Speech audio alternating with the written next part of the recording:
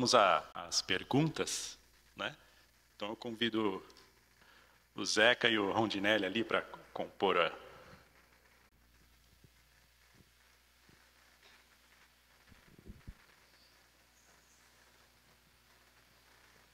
Quem tem?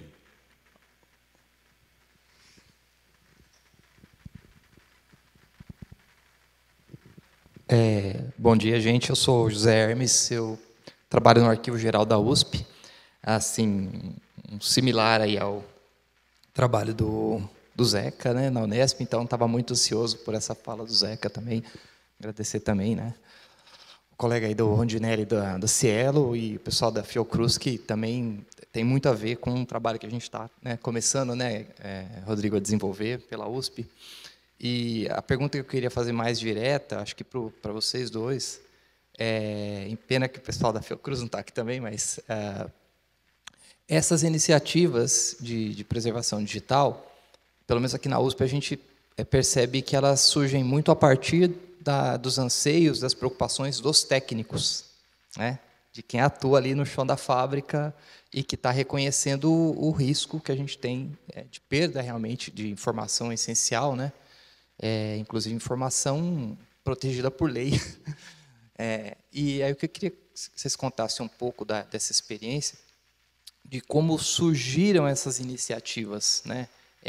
Partiram de quem? De quais instâncias? Porque muito do trabalho tem a ver com essa articulação política, né? Tem a ver com essa sensibilização de quem toma, né, as decisões. E queria que vocês contassem um pouco de onde partiram essas iniciativas, tanto, né, da questão da Cielo, quanto principalmente da Unesp também. Obrigado. Alô? Então, do Cielo, o motivador foi mais da questão da desindexação, né? Essa era a preocupação inicial. E, sendo essa preocupação, o diretor sempre ficava falando conosco a respeito, né? E ele não partiu tecnicamente, né? Partiu mais do diretor por conta dessa necessidade. Mais uma vez que eu fiquei encarregado de dar continuidade no processo, analisar como era feito o processo de preservação, mudou a forma de ver a questão do dado, né? Porque a minha visão era garantir. Eu como coordenador de unidade de infraestrutura, a minha preocupação era fazer a gestão de risco tecnológico, obviamente isso já se fazia, então, por exemplo, alta disponibilidade, disaster recovery, né, recuperação de desastre e ter mais de um data center, né, e claro, o backup. Mas a questão de preservação, esses itens estão contidos, né, então eu tive que fazer uma análise mais profunda de que forma a gente poderia garantir todos esses itens que já fazíamos, né? Mas inserir a preservação digital, né? E aí todo esse processo foi fazendo estudo, análise, participando de grupos, né? E aí o diretor deixou de ser a pessoa principal de olhar para a questão da preservação e eu me tornei a pessoa responsável por esse processo, né? E, claro, no Brasil a gente tem todas as dificuldades, por exemplo, de preservação, muito das instituições não sabem por onde começar, ou existe dificuldade de fazer com que os gestores entendam a necessidade, eu acho que sempre é um ponto principal, mas perdi a linha de raciocínio, mas a Cariniana ela foi um fator principal para que houvesse um apoio, né? Então acho que a participação em rede é um dos pontos principais que deve ser considerado também. Na Unesp foi um negócio meio ao acaso, né? Eu fiz meu doutorado lá em preservação digital, eu fazia parte de um comitê de TI da Unesp. E aí nós tínhamos a Comissão de Avaliação do Documento e Acesso, que começou a discutir o documento digital. E aí eles pediram uma indicação de alguém da área de TI que pudesse participar da CADA. E aí eu acabei sendo indicado, a gente começou a discutir preservação digital, eu já fazia tinha feito doutorado, fazia algumas palestras, fui chamado para dar um curso na Cariniana, né? E aí eu levei essa discussão para a CADA, e aí a presidente da CADA, ela era pró-reitora de extensão, a professora Maria Ângela Fujita, ela entendeu a importância disso, e foi quando então a gente ampliou essa discussão, não para a CADA, mas para a Unesp como um todo. E aí nós falamos, olha, nós precisamos ter uma política primeiro para poder discutir isso, né? Por isso que a política até acabou sendo para documentos de arquivo, porque saiu a discussão a partir da CADA. E aí, a partir daí, a gente começou realmente a discutir mais preservação digital dentro da universidade. A política foi fundamental, né? Porque com a política, toda vez que a gente ia pensar num projeto, a gente falava, a Unesp tem uma política, a Unesp tem uma política, a Unesp tem uma política. Então, isso acabou sendo importante para inserir nos objetivos da instituição, né? Então, foi assim que aconteceu. A coisa foi evoluindo, né? Demorou para evoluir, demorou para as pessoas entenderem, as pessoas passaram a dar mais importância. Quando a gente começou a falar um pouco sobre CIGAD, né? Opa, então tem também a parte de preservação do CIGAD. E a gente teve também aquilo que eu contei a história, né? A felicidade quando a gente foi escrever a política, a gente foi conversar com o assessor do reitor e ele teve aquele problema e ele entendeu ali a importância. Quer dizer, muitas vezes você só dá importância quando você perde, né? Tem que perder, você fala, poxa, eu tinha que ter feito alguma coisa, né? Então, isso acabou sendo importante. A gente teve uma mudança de gestão nesse meio, e aí também é importante fazer todo esse trabalho de novo. Todo o trabalho que teve no começo, a gente tem que fazer de novo com a outra gestão. Então, talvez, assim, na USP vai ser a mesma coisa. Quando mudar o reitor, mudar para o reitor e assim, tem que ir lá de novo, explicar o que é preservação digital, que tem uma equipe, que tem um projeto, que tem política e assim por diante, né? Então, na Unesp aconteceu dessa forma.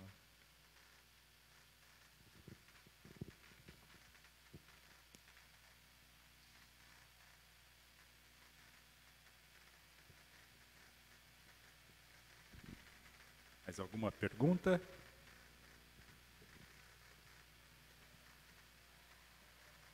Eu tenho uma sobre a parceria com a Rede Cariniana. Como que momento ela se deu para a Cielo, quanto para a Unesp, assim, e explicar um pouco mais assim a importância dessa. Bom, a parceria com a Rede Cariniana se deu, a gente foi através, na realidade, das minhas pesquisas que eu cheguei a um artigo do Miguel, né? O Miguel é o responsável pela Rede Cariniana, né? E aí nos reunimos, né? E aí começamos a parceria. A parceria, existe todo um critério inicial, então é necessário que antes de preservar tenha uma política, um plano de preservação de 5 anos, você tem que apresentar tudo isso, termos, e a partir desse ponto você começa a fazer parte da rede, né, e de grupos de trabalhos também, né? Então, para o Cielo, teve todo, eu acho que isso envolve qualquer instituição, passaria pelo mesmo processo, mas já o nosso foi um pouco diferente, porque o nosso era a preservação de periódico, mas não usando o OJS, né? E aí tinha que utilizar um plugin específico, a criação de uma rede apartada da rede de periódico OJS também. Então, a forma como a gente nasceu na rede foi específico, foi um pouco até doloroso, porque a Rede Cariniana, mesmo que ela faça parte da rede global do LOCS, hoje ela não é membro pagante, né? E isso dificulta um pouco por conta de apoio técnico. Então, por exemplo, se você for precisar de um plugin para fazer... Porque você pode preservar qualquer website, mas para preservar você precisa que exista um plugin para isso. E esse é um desenvolvimento. Então, por exemplo, o LOCS ele tem um apoio muito forte do CLOCS. Então, a equipe de desenvolvimento, ele permeia essas duas empresas, essas duas organizações. Então, eles priorizam mais quem é membro pagante, né? E o plugin que nós tínhamos, que nós usamos, ele era um plugin que foi utilizado pelo Clocks. Só que ele não... Eu tive que fazer um pouco de engenharia reversa para descobrir como o plugin funcionava para que a gente conseguisse fazer. Então, foram 6 meses para iniciar o processo de preservação. Enquanto se fosse um OJS, já teria começado desde o início, entendeu? Respondi a sua pergunta. Não, né, foi isso mesmo. Eu fui dar treinamento, o Miguel, acho que o Miguel Arellano é o principal responsável assim, por todo esse processo de preservação digital distribuída, por essa parte de parceria no Brasil, né? A Rede Cariniana, ele está à frente e trabalha muito bem, né? Merece ser citado esse trabalho que o Miguel faz pela preservação digital no Brasil, né? E no mundo também, claro, porque ele tem contato com outras instituições. E aí, a partir daí, desse treinamento, eu passei a conhecer melhor a Rede Cariniana, né? E aí, quando a gente começou a montar a Comissão de Preservação Digital, uma das coisas que foi discutida nós temos que ter parceria, né? Então, a gente já tinha uma parceria, participar de algumas reuniões da Cariniana, e aí a Rede Cariniana, ela tem essas formas de parceria, né? Tem parcial, integral, e aí nós fomos atrás, verificamos como tinha que ser toda a documentação, igual o Rondinelli falou, a gente fez o projeto lá de 5 anos, tudo certinho, e aí conversamos com o reitor da universidade, porque teve a assinatura do reitor, né?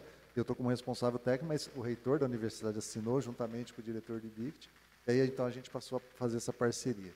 Eu queria destacar um negócio, além dessas questões técnicas, né, que a Rede Cariniana traz, uma coisa importante são os eventos que ela organiza e propicia a gente conhecer as pessoas, né, conhecer os parceiros, né? O Rondinelli, né, já conhecia de repente de lista e tal, aí de repente você vai no evento, você passa a conhecer pessoalmente, né? Então isso é uma coisa importante também. Então isso agrega as parcerias, né? Então a gente se conhecendo aqui, o dia que você quiser me ligar lá, Zé, que eu estou com uma dúvida aqui, cara, é diferente da gente não se conhecer direito, né? Então isso tem sido uma coisa importante, né? Essa aproximação entre os parceiros, né, dos participantes, os eventos são importantes, além dessas questões tecnológicas, né? A gente uma vez estava querendo fazer também integrar um DSpace lá com o JS, e aí a Cariniana foi atrás, né, de providenciar recurso pessoal para tentar resolver a questão do plugin, né? Então, foi dessa forma que a gente se aproximou, a gente está até hoje em dia, tem sido importante para os projetos, né?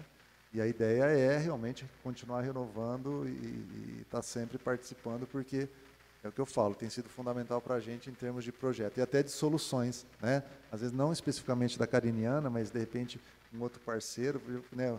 Ali aí, cara, como que eu faço para fazer preservação de página web? Hoje eu vi como está para fazer, né? Então assim, e eu tenho certeza que se eu precisar da ajuda dele, ele vai me ajudar. Se precisar da minha ajuda, a gente vai estar ajudando.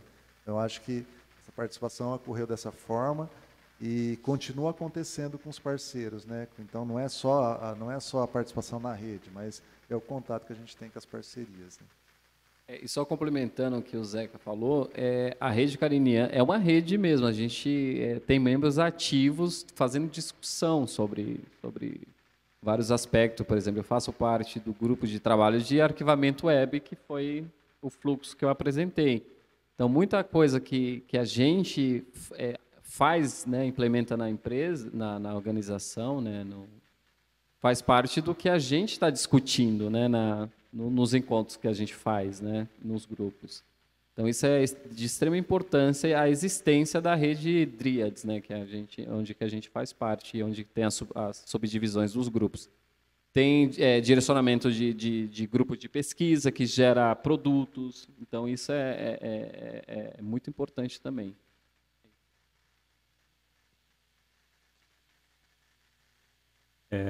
Mais alguma pergunta? Que senão a gente está gravando e aí não vai sair na gravação.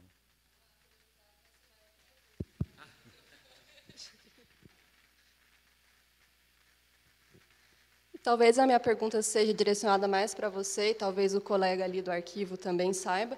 Queria saber em que pé que está essa discussão e essa formalização na USP, né? E até pensando que acho que é a mesma questão que o colega levantou para a Unesp, né? A gente tem várias unidades também, né? E esse diálogo em torno desse tema, como que está? Né? Era isso.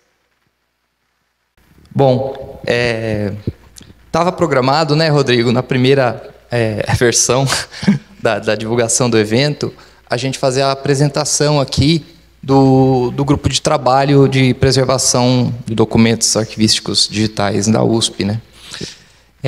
Na verdade, essa questão ela já perpassa, né, vários grupos de discussão dos técnicos, principalmente dos técnicos ligados aos museus, né, que acabam não só produzindo arquivos digitais, como também tendo que gerenciar reproduções digitais de itens do seu acervo, né?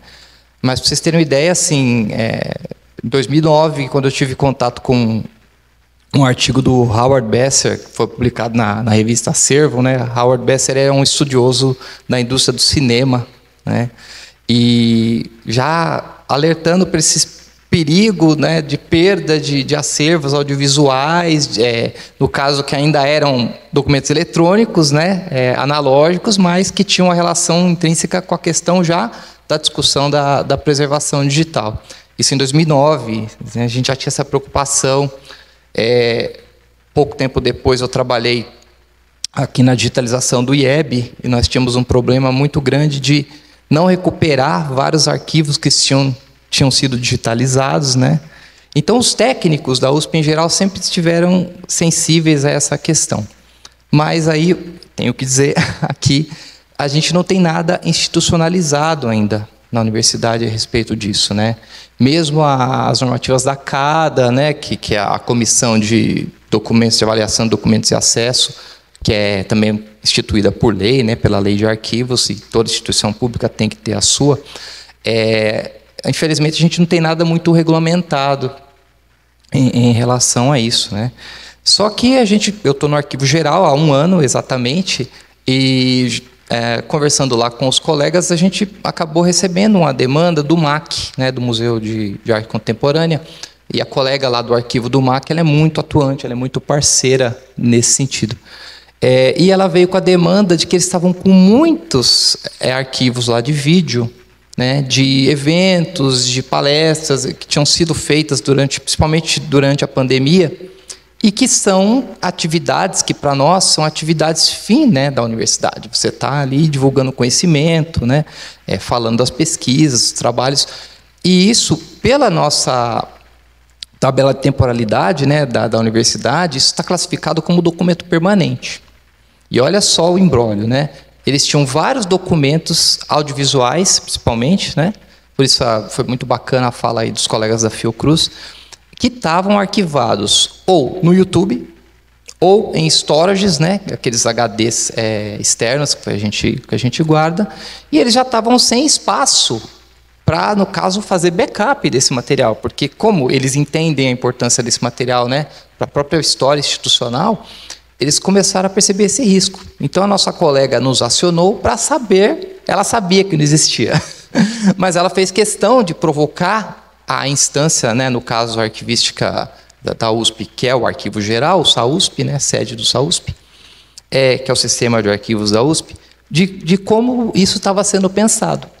E, logicamente, né, por conta dessa provocação, nós aproveitamos a oportunidade para chamar alguns colegas e iniciar as discussões, né? Então, convidamos o Rodrigo, convidamos o pessoal do LISA, né, da FEFELESH, que trabalha com material audiovisual, o atual diretor do Sinusp, né, o professor Eduardo Moretin, também estava interessado, porque ele está trabalhando num levantamento do material audiovisual produzido pela universidade, né?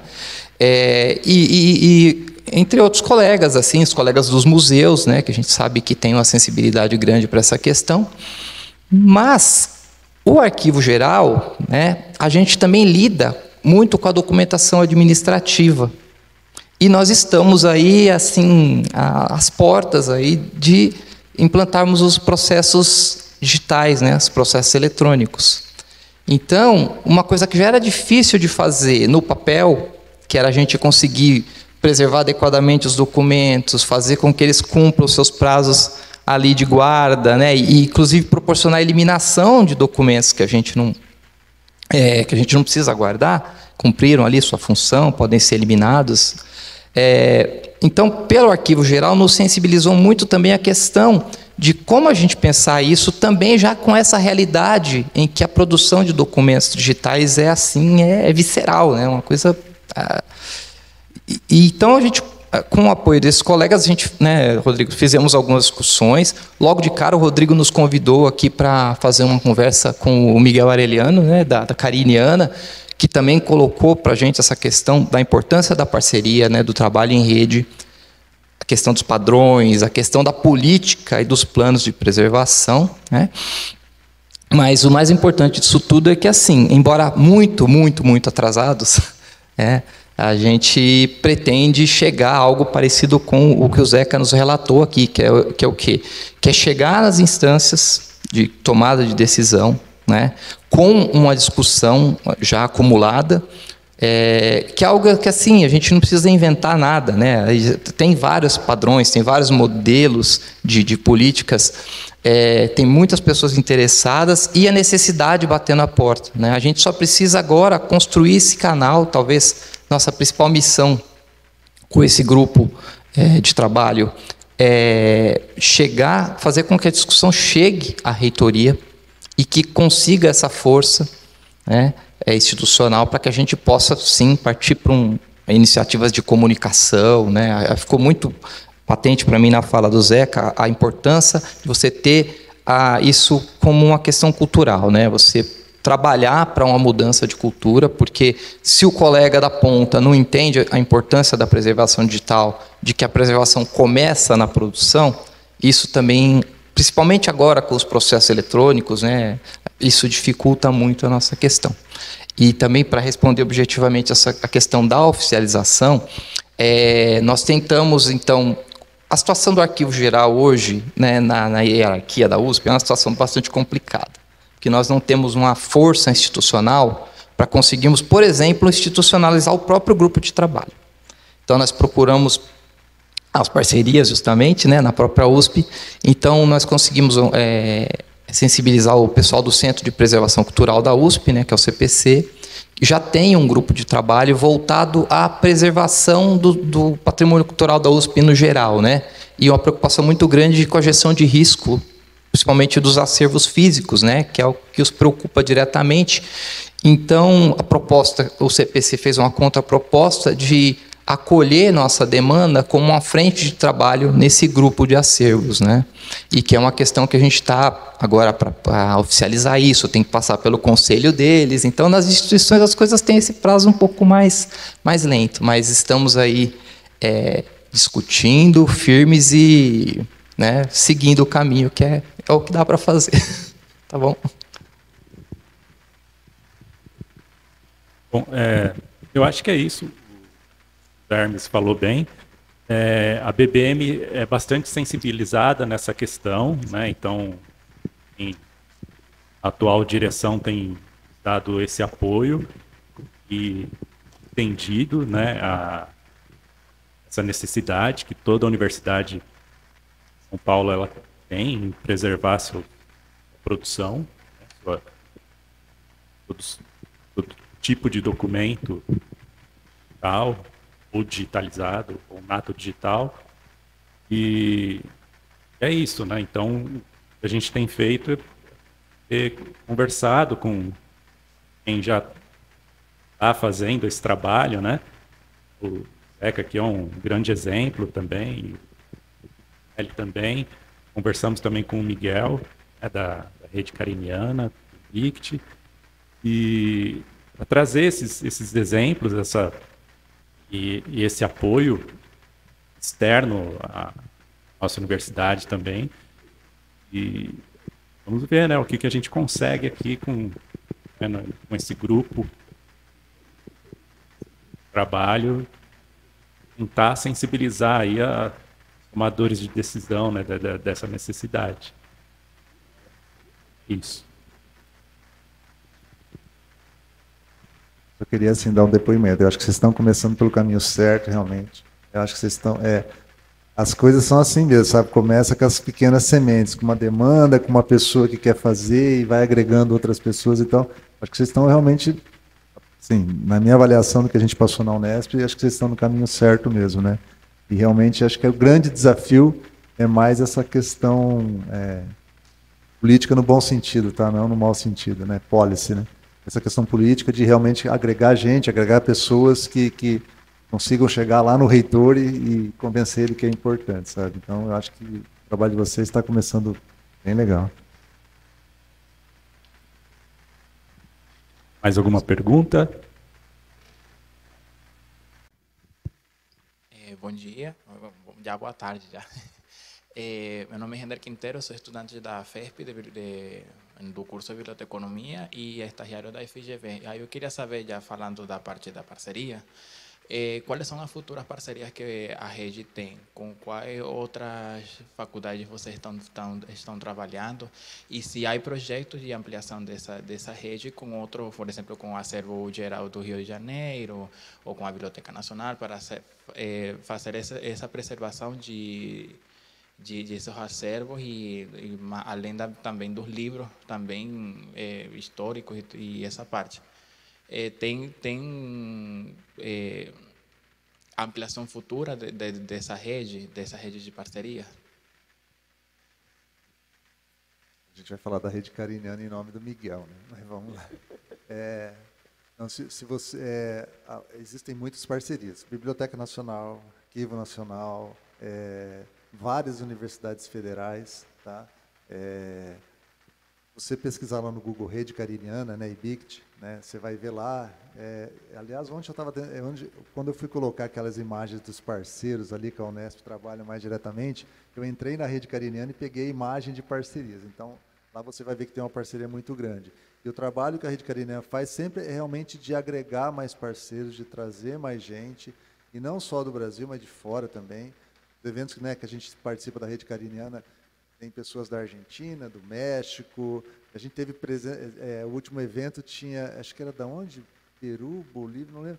Vieram pessoalmente aqui participar do evento, né? Tem gente da Espanha, então de Portugal. Então a rede ela sempre está em expansão, né? Não só no Brasil, mas como fora também, né? Então acho que lá você consegue ver as parcerias. Mas assim a gente percebe que todo mundo que está trabalhando com preservação digital acaba caindo lá, né, se não oficialmente na rede cariniana, mas de uma maneira informal, participando de eventos, trocando ideias e tudo mais, né? Então, é um avanço constante, né? É ligado ao IBICT, né? Que é ligado ao Ministério da Ciência, Tecnologia e Inovação, né? Então, assim, tem uma estrutura formal assim, bem bacana. Eles têm assim, uma estrutura física boa lá em Brasília, né? Então, assim, vamos dizer assim, é uma rede bem estruturada, né? Não é uma coisa assim de estar na minha sala e na sua para a gente fazer, não. Tem toda uma estrutura formal com isso. Só complementando, a relação de parceria, principalmente de instituições, quem se interessa é a instituição, né? Então, a instituição vai e procura o IBICT para fazer parte, né? Tem situações que às vezes é inédita, né? De repente não tinha o DSpace e aí o Miguel, junto com a rede global, foi ver alguma solução para implementar isso. Então, existe essa relação, né? O que a rede cariniana faz muito é fomentar o conhecimento, disseminar em vários aspectos e participando de conferências internacionais, o Miguel participa bastante, para trazer o que a comunidade de preservação está em voga, né? Então, isso é uma coisa que é bem interessante, que é feito principalmente pelo grupo os grupos, os GTs que a gente tem esse objetivo, tentar criar levantar informações e levantar instituições que estão fazendo tipos de preservação que talvez a gente ainda não conheça, né? Para facilitar a nossa vida, principalmente.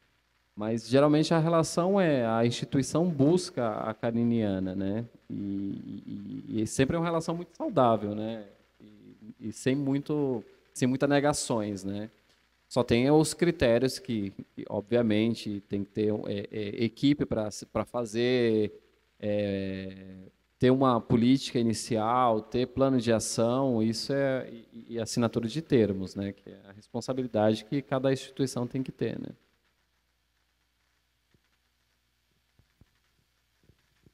Mais alguma? É somente uma pergunta pontual e, de novo, vou fazer vocês responder uma pergunta relacionada à rede cariniana.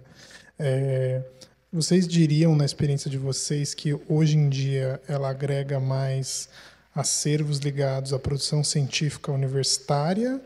Ou vocês sentem que, eu acho que o colega e vocês, o José Carlos citou que a parceria com o Arquivo Nacional, estou perguntando isso mais no sentido se existem até acervos museológicos que chegam a ter conexão com a rede cariniana ou não? Seria mais pontual mesmo essa dúvida. Obrigado.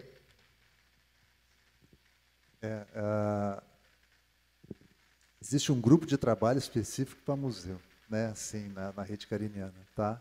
Então tem a discussão, sim, de museu. É uma discussão importante.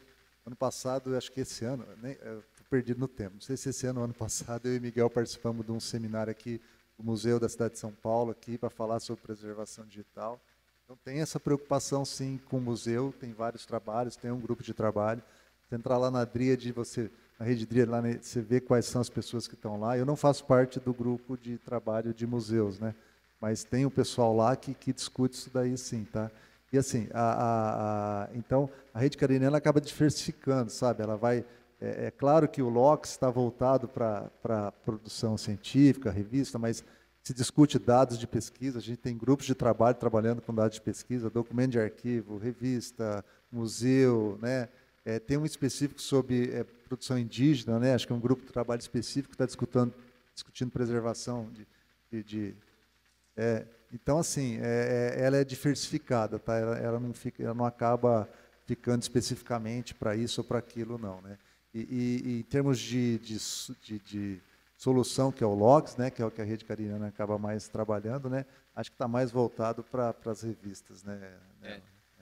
É que assim, o que dá a perceber, o LOCS é mais direcionado para os periódicos científicos de acesso aberto. Dá para perceber isso, porque talvez não porque o Miguel queira ou a rede queira, é quem busca, né? Que é aquilo que ele estava falando, né? Das parcerias, a parceria que busca. Então, se tem a rede de preservação de periódicos científicos, o que eu vejo a maioria é o JS, então é onde há a maior preservação. Agora, o que o Zeca falou é importante. Há grupo de trabalho e pesquisa que trata sobre o tema da preservação nato digital, ou seja, que já nasce digital e o que não nasce digital, né? Então, e que aí essas discussões é para ver de que forma que pode ser preservado, né? E que pode surgir um projeto direto para isso ou não. Então, vai depender das discussões, né? Seria isso. Então, assim, a rede cariniana te dá a solução do LOCS, mas, assim, nos outros, ela te ajuda a definir qual a melhor solução tecnológica, infraestrutura e tudo mais, né? Então, acaba realmente sendo bem diversificado. Porque tem várias coisas que você pode discutir na preservação. Por exemplo, é lindo você falar que você preserva. E você falar, preservar é preservar e garantir a integridade, a autenticidade e a disponibilidade ao longo do tempo. Só que usar a palavra ao longo do tempo é garantir o quê? Por exemplo, vamos colocar uma situação. O Cielo existe há 25 anos. O Cielo existirá há 100 anos? Se ele não vai existir, esse é um questionamento que você tem que fazer. Se ele não vai existir, quem vai apadrinhar o que ele preservou? Então, quando você fala, por exemplo, em um repositório confiável, você tem que responder isso, porque isso faz parte de gestão de risco. E quando você fala que você tem uma massa de dados armazenada que está sendo preservado, você tem que falar, tá, você vai preservar isso ao longo do tempo e ele é crescente e contínuo, né? De onde vai sair esse dinheiro? Essa é uma preocupação também, porque Vamos imaginar que a gente está falando de vídeos, né? E a Fiocruz falou de vídeo. Como que eles vão garantir que aqueles pacotes que são de armazenamento vai estar distribuído em locais distintos e que isso gera um custo significativo para a instituição? Então, são coisas que têm que ser respondidas. Então, isso no grupo é discutido também, e é de extrema importância. Antes de falar sobre preservação, a gente tem que falar também isso, né? Porque a instituição ela vai ter que custear isso. E preservar, se ela vai falar que é a preservação ao longo do tempo, ela tem que responder. Daqui a 100 anos você vai preservar, vai continuar entregando isso? É uma coisa que tem que ser colocada em pauta também. Eu só queria, aí provocado pela fala do Rondinelli, né, insistir nessa questão da importância realmente da preservação. Aí eu estou falando aqui como funcionário do Arquivo Geral, né? Porque a documentação administrativa, quer dizer, a documentação que está em papel, ela está de algum modo preservada, às vezes com condições não tão adequadas, mas ela está lá, a informação está disponível. Então você pega, por exemplo, todos os prontuários de funcionários, né, da universidade, que tem lá as questões de contagem de tempo, de aposentadoria, a questão que garante direitos, né, não só do próprio funcionário, como de seus familiares. E o prazo de guarda dessa documentação é um prazo longo. Então, assim, e a gente tem que preservar isso, independentemente do suporte, né? Se ele é papel, se ele é digital. Então, de repente, se coloca que, não, digitalizou, resolveu. Não, digitalizou, não resolveu. Entendeu? Você pode resolver, você pode facilitar o acesso, né? Você pode facilitar, em alguma medida, a recuperação dessas informações para produzir um outro documento, mas aquele documento original, né, autêntico, que tem ali aquelas informações essenciais, ele precisa ser preservado. O papel a gente sabe minimamente como fazer para preservar. O digital tem todas essas implicações, como o Rondinelli colocou muito bem, que é justamente isso, você tem que pensar essa preservação a longo ou a longuíssimo prazo. Os arquivos permanentes, né, que nós temos acesso hoje, que são documentos aí do período colonial ainda do Brasil, né, quer dizer, documentos mundiais, documentos da Idade Média, que estão preservados em papel, embora, claro, tenha havido perdas, a gente sabe, houve perdas, mas você tem isso, de certa forma, acessível. Com o digital, a gente não tem essa garantia. A gente pode dizer hoje, né, Rondinelli? A gente não tem essa garantia. A gente está preocupado hoje em discutir, aliás, muitas pessoas estão preocupadas, tem estudos que nos ajudam a cercar essa questão, mas, assim, garantia é uma coisa bem difícil. Então, ela tem que ser o tempo todo repactuada, né? E, infelizmente, a gente depende de decisões, às vezes, que implicam orçamentos, né? Então, cortou o orçamento para tal coisa, né? Até, desculpa aqui, tem um filme chamado Idiocracia, não sei se vocês já assistiram, que é um programa do governo que resolve congelar um casal de cidadãos médios americanos para depois de um tempo, ver como é que era, como é que eles se comportavam, enfim. O projeto é abandonado e o casal é largado no lixão. Assim, as cápsulas onde eles estavam congelados é largada no lixão. Então, assim, é uma analogia interessante para a gente pensar o que a gente está fazendo com dados que dizem respeito a direitos, dizem respeito à memória, à história, né, das instituições e das pessoas, né? Então, todo o apoio a essa causa acho que é válido e, né, Rodrigo, vamos trabalhar para isso, né?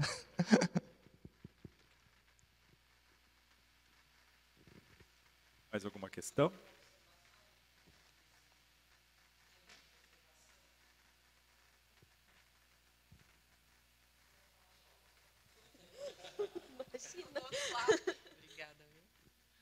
Oi, boa tarde.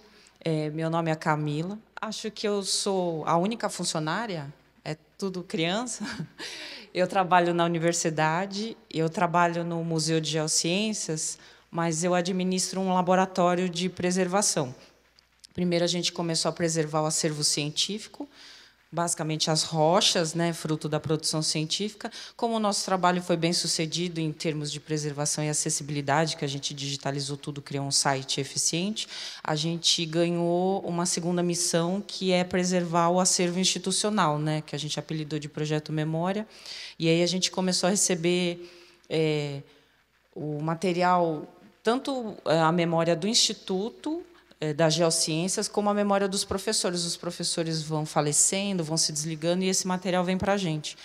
Porque uma coisa está relacionada com a outra, né? Pesquisa e história pessoal, apesar de ser ignorado, mas as coisas são vinculadas.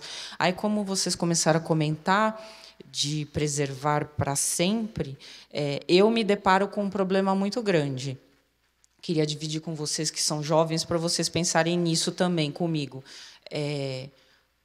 As coisas acabam sendo preservadas hoje em dia, pelo menos na minha instituição, Instituto de Geociências, porque a materialidade da coisa ela cria um problema. A pessoa morreu, ou a pessoa se desligou, ou o projeto terminou, aquele bem material ele incomoda, né? Tipo, tá numa sala, tá num espaço, ele existe e precisa ser removido ou descartado. Então, esse problema causa esse vamos preservar ou vamos descartar, ou isso aqui é muito importante, a gente tem que guardar. Eu já não tenho esse problema que chega para mim e eu consigo trabalhar com ele com a parte digital. Hoje em dia, os professores mais novos, os pesquisadores mais jovens, eles não produzem materiais, eles só têm drives e computadores e pendrives. E quando as pessoas morrem ou se desligam e só tem esses arquivos digitais, a instituição ela não tem como trabalhar, tipo, Camila, vem aqui porque o computador do professor está disponível. Como o computador alguém formata e joga fora, eu perdi sei lá quantos anos de material que estava só em formato digital e o técnico de informática só formatou. Diferente, que nem vocês comentaram, pô, eu tenho ofícios, eu tenho uma rocha, eu tenho frutos materiais de pesquisa que geram essa problemática, mas se eu só tenho digital, eu perco esse material. Ele não chega para mim para preservar. Então, eu tenho a sensação, não sei como está no ambiente de vocês, que quando o material é físico, eu consigo preservar quase que 90% dele. Quando ele é exclusivamente digital, eu nem sei se ele aconteceu, porque como ele só ocorreu no mundo digital, se ninguém teve a iniciativa de, olha, que nem o MAC, eu tenho um HD aqui só com vídeos do YouTube de pesquisa, se esse HD simplesmente foi para o lixo, eu perdi tudo. Aí eu não sei, eu tenho essa sensação, eu trabalho há 10 anos com essa área, né? Eu vim do CIB, então eu já vim de bibliotecas, hoje eu trabalho no museu e eu faço muito curso no IEB, né? Que é um arquivo, né? Então, nesse âmbito que eu tenho de circular nos três, eu tenho essa sensação. O que já não é material, a gente está perdendo. A gente não tem nem a contabilização do que foi para o lixo. Uma reflexão. Obrigada.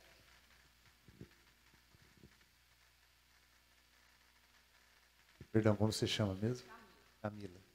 Camila, é por isso que é importante você ter uma política institucional de preservação digital, porque você está fazendo, né? Você está fazendo um trabalho super importante de preservar os dados dos pesquisadores, mas porque alguém pediu para você, né? E como você tem que fazer isso? Não tem nada institucionalizado, né? Então, por isso que é importante você ter política, ter plano de ação. Outra coisa, qual que é o critério de seleção do que você tem que preservar ou não tem que preservar? Né? Então, mas tem isso oficializado? Tem isso? Então, porque isso é um aspecto importante na preservação digital. Tá. A gente não vai, quando você fala até a longo prazo não quer dizer a vida inteira, pode ser 30 anos, 40 anos, ou pode ser a vida inteira, né? O projeto de preservação científica, o de rochas, ele foi organizado pelo diretor da unidade e eu fui trazida para gerir esse projeto. Então, como ele já nasceu com essa finalidade de ser um projeto de preservação de acervo científico, a gente fez tudo. A gente fez tudo e toda a documentação, escreveu as políticas, o regimento, o estatuto passou pelo CTA, congregação, blá, blá, blá.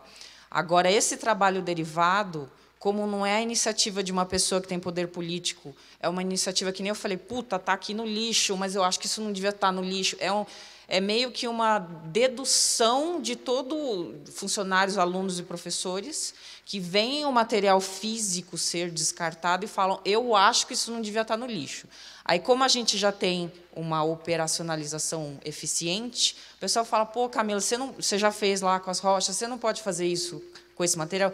Então, por isso que eu estou aqui. Eu criei um segundo site, eu criei um segundo projeto, e eu estou tentando operacionalizar para diminuir perda, né? Então, eu estou nesse nesse passo de novo. Eu já fiz com o primeiro, que é o Laboratório de Preservação de Acervo Litológico, que está super bem institucionalizado, e agora, com o projeto Memória, eu estou tentando do zero. Aí a gente quer escrever políticas e quer institucionalizar para garantir essa perpetuidade e para tentar fazer com que eu não pegue mais as coisas do lixo, que seja um processo contrário. Primeiro, antes da pessoa morrer ou antes da pessoa se aposentar, isso venha para mim e eu consiga fazer um trabalho menos de rescaldo e mais de preservação, né?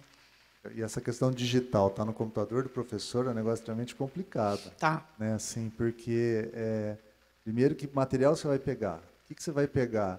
Qual Mas garantia? a minha comissão, eu já montei, como eu já fiz um projeto, esse segundo projeto Memória, na minha comissão está o chefe da biblioteca e o chefe da informática, justamente porque eu queria abraçar todo mundo que mexe com os acervos pessoais. Então, o pessoal da biblioteca tem acesso a essa parte de papelada, de produção de periódico, e o pessoal da informática tem acesso a essa parte que está digitalizada. Então, eu consigo ter espiões que estão em todas as áreas para eu tentar não perder. Então, como o pessoal da informática está junto, a gente consegue não descartar. Se eles têm acesso ao computador antes dele quebrar, a gente consegue chegar nesse material. Então, mas aí tem aquela questão da autenticidade e integridade, né? Quem garante assim que o material é autêntico, né? Sim. Como assim autêntico? Por exemplo, o material está lá no computador do professor, né? Por isso que a gente fala de repositório, né? Por exemplo, Dataverse, dados de pesquisa. O professor pôs os dados dele lá no HD dele, ficou lá 10 anos lá. Quem garante que não foi mexido? Quem garante que não foi alterado? Por isso que essas coisas a gente, né, pensa em institucionalizar. Dados de pesquisa, vamos colocar em repositório, vamos colocar no Dataverse, porque passa a ser institucional. Isso aí inclusive a FAPESP, ela, né, para você dar o dinheiro para o pesquisador, ele tem que ter um plano de preservação digital que fala onde vão estar guardados legal. os dados dele. Você fala assim, vai estar no meu computador. A FAPESP, então não vou te dar dinheiro, porque isso não é institucional. Então, assim, eu só estou dando um exemplo assim. E, concluindo assim, que a política ela é importante para atender o caso do arquivo, o caso do arquivo pessoal do docente, dos dados de pesquisa e assim por diante, entendeu? Então, é importante ter realmente essa multidisciplinaridade, né? Há muitos projetos, que nem a gente falou, né? O Rondinelli falou, eu também. Tem que começar pela política, depois plano de ação e tudo mais. Muitos projetos começam lá por baixo. Você começa a preservar ali, e depois que você vê que você precisa fazer uma política. Acontece? Acontece. O importante é você pensar na preservação.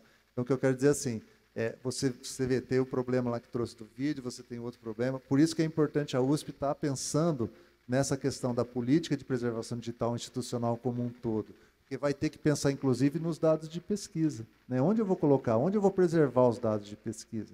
Que repositório? Como que é a política? Qual o plano de ação para isso? Né? É que é difícil. Então, eu não sei como é que na Unesp você conseguiu trabalhar com isso, mas é difícil, por exemplo, tudo que a gente realiza no projeto, eu tento publicar um artigo em seguida para isso estar institucionalizado e as outras pessoas poderem ler, né, para a gente compartilhar, porque é um conhecimento que eu estou construindo com muita dificuldade.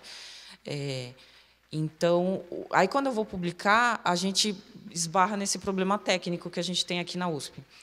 Mas o que você faz não é museu, o que você faz não é biblioteca, o que você faz não é arquivo e o que você faz não é ciência. Aí eu fico parecendo um peru de Natal, rodando, para achar alguém que publique o meu artigo. Inclusive, eu tentei publicar na revista das Geociências e também falaram para mim que isso não é geologia. Então, é difícil você arranjar, dentro de um ambiente universitário científico, um lugar que você se encontre. Porque eu não sou nada de nenhum existente. O único lugar, eu amo de paixão esse lugar, inclusive, que abarca nossas ideias e publica as nossas coisas aqui na USP, é o CPC, que, na minha concepção, não tem nada a ver com o que a gente faz, mas ele respeita o que a gente faz, considera e publica. Entendeu? Então, eu tenho muito essa dificuldade, porque o que eu faço não está relacionado a nada da USP, mas a nossa demanda de trabalho está aumentando muito. E, por sorte, a gente está tendo o apoio do Instituto todo, porque, naturalmente, as pessoas sabem da importância disso, de preservar a história, de preservar documento, de preservar a ciência. Mas, institucionalmente, eu não consigo apoio. Não tem funcionário para falar comigo, se está tendo esses problemas. Não tem professor para me xingar, só tem bebês. Então, eu estou tentando só com você. Você é do SAUSP. Você é de onde? Da biblioteca? Pelo menos um de cada lugar. Eu sou do museu, arquivo e biblioteca. Porque eu me sinto muito assim, sabe? Rodando. Eu não tenho um lugar. Mais alguém? Vamos. Obrigada. O gancho que a Camila me jogou. Eu sou da FERP. Então, a FERP, daqui a 10 anos, ela vai cumprir 100 anos. Sabe que, por lei, a instituição pode preservar os documentos até 100 anos pode preservar o documento histórico e essas coisas, e depois pode ser descartado. Lá na FERP está surgindo uma problemática igual que isso. A gente não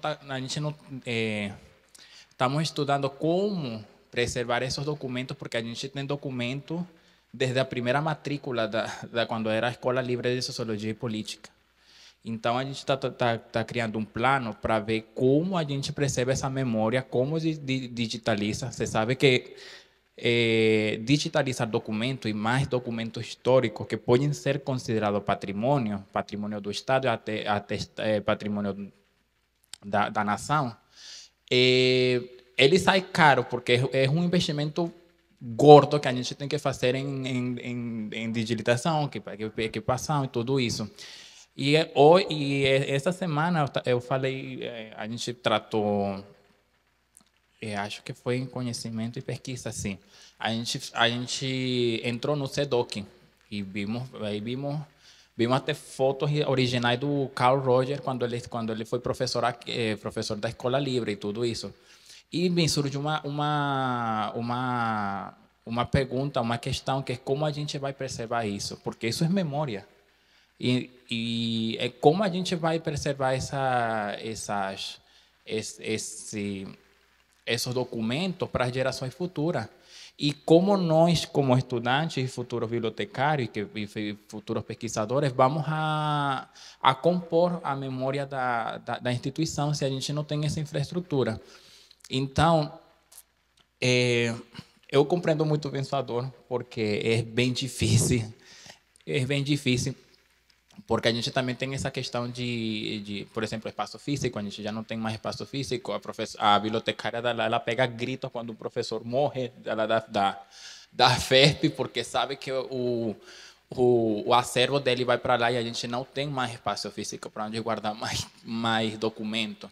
E estamos falando de professores que já muitas das pesquisas dele foram leis aprovadas, foram fundamentos do regulamento, foram um monte de coisas que compõem a legislatura de agora.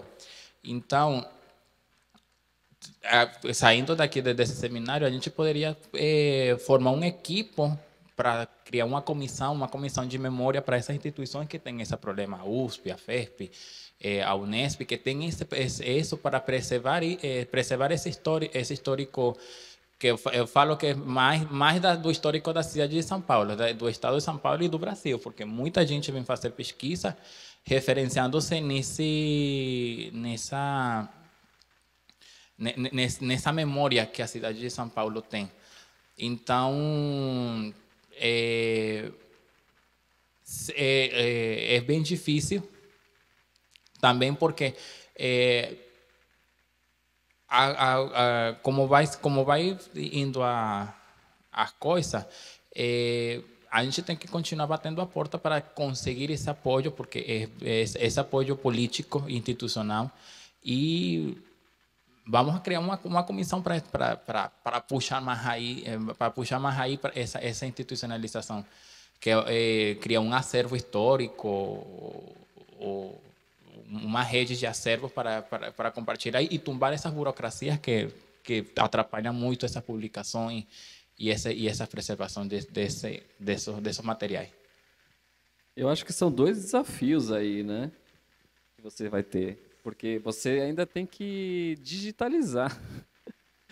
E esse é um passo, não é simplesmente que você coloca. O digitalizar é também um processo que requer o cuidado do material, né? E aí depois vem o processo de preservação, né? Eu acho que é um caminho bem longo aí que você tem. Porque o Cielo teve um projeto que era a digitalização de obras raras. A gente tinha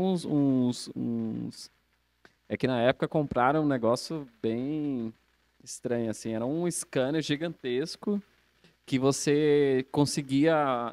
eu acho que vocês deviam ter um desse, que não podia dobrar, você baixava. É uma coisa... E era bem específica. A pessoa tinha que usar luva, material específico para manipular aquele material, porque eram obras de mais de 100 anos e não poderia sofrer nenhum tipo de dano, né?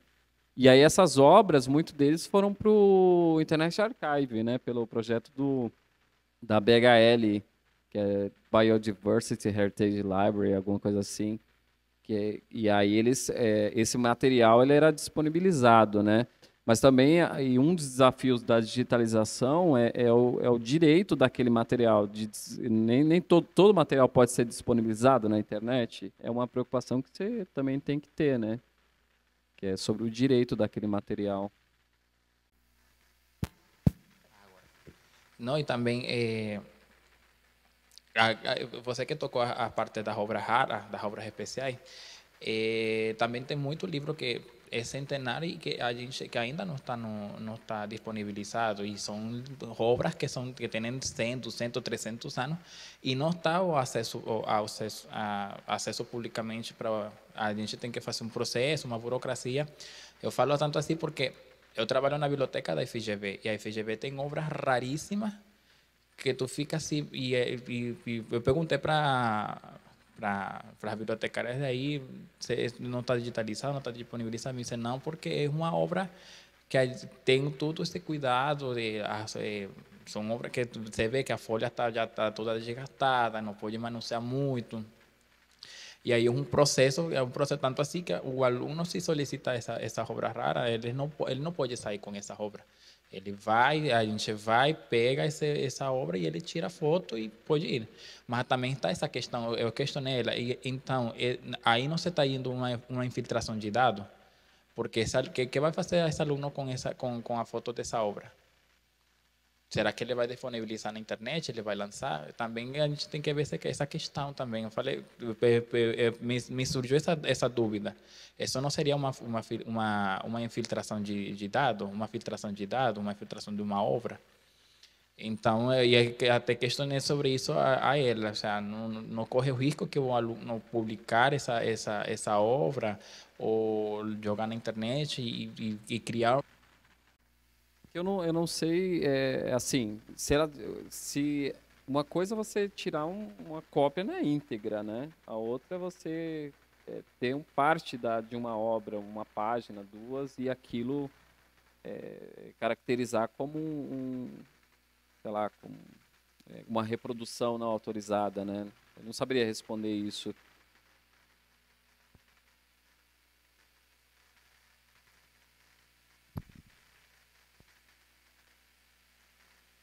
A gente está chegando próximo, né, Rodrigo, também, acho, do horário.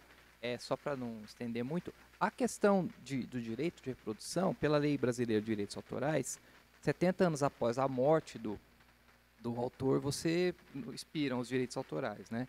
Normalmente, as obras raras, isso se aplica, porque são obras, né, de séculos atrás, assim. Mas a grande questão que eu só queria colocar para o colega é que, para qualquer trabalho de digitalização, você precisa primeiro ter o acervo organizado. As informações do acervo têm que estar ali organizadas minimamente, né, assim, com descrição e tudo mais, porque muitas vezes você digitaliza o material e ele perde completamente a relação com o original. Então, antes de tudo, o acervo físico, por exemplo, o acervo físico da instituição é tão importante que você organize ele do que você digitalize. A digitalização hoje ela tem uma pressão pela digitalização pela questão do acesso. Mas vale muito mais você preservar o original físico e ter ele bem sistematizado, documentado, para que você possa dar o acesso ao pesquisador, do que fazer uma digitalização que depois você pode, inclusive, não ter garantido, né, Zeca, a questão da preservação dele e também esses requisitos de autenticidade, tudo mais, porque ele já é uma reprodução. Se essa reprodução também não for controlada, você cria um outro problema, né? Então... É um trabalho bastante grande aí que vocês vão ter que fazer e vai ter que ter uma política de seleção mesmo, que vai ser preservado, do que eventualmente vai ser passível de ser digitalizado, esse tipo de coisa. Então, chegamos no momento final aqui do nosso evento, encerramento do seminário BBM de Bibliotecas Digitais. Gostaríamos de expressar os nossos sinceros agradecimentos aos palestrantes, ao Zeca, ao Rondinelli, ao João Guilherme, à Eliane, por compartilharem seus conhecimentos e experiências, insights valiosos. As palestras foram fundamentais para aprofundarmos nossa compreensão sobre as políticas e estratégias para a curadoria e preservação digital. Nós queremos estender o nosso reconhecimento a todos os participantes que trouxeram suas perguntas, perspectivas e entusiasmo para as nossas discussões aqui. A diversidade de vozes e ideias enriquece, né, os debates e contribui para um ambiente dinâmico, né, do seminário. Eu quero agradecer também o professor Francisco Carlos Paleta, do CBD ECA USP, pelo apoio, ajuda na idealização deste evento. Um agradecimento especial ao diretor da BBM, Alexandre Sais, e à equipe técnica, o Johnny, do Laboratório de Digitalização, a Andrea, do Laboratório de Conservação, as bibliotecárias Jeane e Eliane, ao Francisco, analista de sistemas, a Yara e ao Francis, da administração, ao Carlos, do ICB, e Fábio, pelo apoio técnico aqui no auditório, e todas as estagiárias e bolsistas, cujo trabalho e dedicação tornou possível este evento. Sem o esforço conjunto de todos os envolvidos, esse seminário não teria sido bem sucedido. Eu agradeço também à Redata pelo apoio aos nossos eventos desde o início. Esperamos que as conexões aqui feitas e as ideias discutidas durante este seminário continuem a inspirar a todos em suas respectivas jornadas na curadoria e preservação digital. Juntos podemos enfrentar os desafios em constante evolução neste campo e garantir que o nosso patrimônio digital seja protegido para esta e para as futuras gerações. Muito obrigado a todas e a todos e até um próximo encontro. Obrigado, gente.